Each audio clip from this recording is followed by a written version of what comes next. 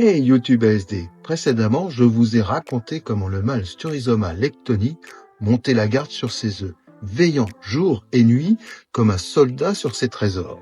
Mais aujourd'hui on est au 7e jour et là ça se complique car moi j'interviens.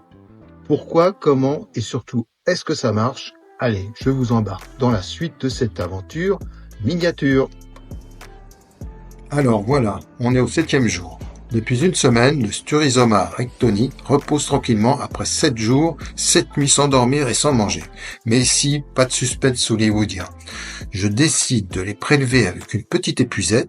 Oui, je les retire et direction dans l'incubateur. Pourquoi? Parce que je préfère gérer moi-même les conditions d'éclosion. Température stable, oxygénation maîtrisée, zéro prédateur. Du sur-mesure pour une naissance en toute sécurité. Et là, c'est le grand moment. Les coquilles s'agitent, les petites fissures apparaissent et les premières alevins pointent le bout de leur nez. Enfin, façon de parler. Pas plus grand qu'un cil, translucide, le ventre gonflé par leur vitilla, ils restent quasi immobiles. Ils ressemblent plus à des virgules vivantes qu'à de futurs poissons. Mais c'est là, dans ce calme presque sacré, que la magie opère. Une naissance discrète, silencieuse, mais toujours aussi incroyable. Les prochains jours seront décisifs. Ils ne mangent pas encore, mais ils vivent et grandissent et s'adaptent.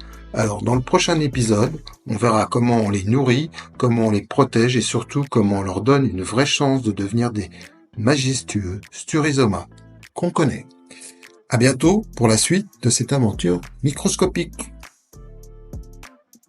L'invitation de l'Amicale Sud Discus à la rencontre de notre 11e édition et nous aurons le plaisir d'accueillir Jérôme Blanc qui est vétérinaire et qui nous parlera des maladies des poissons.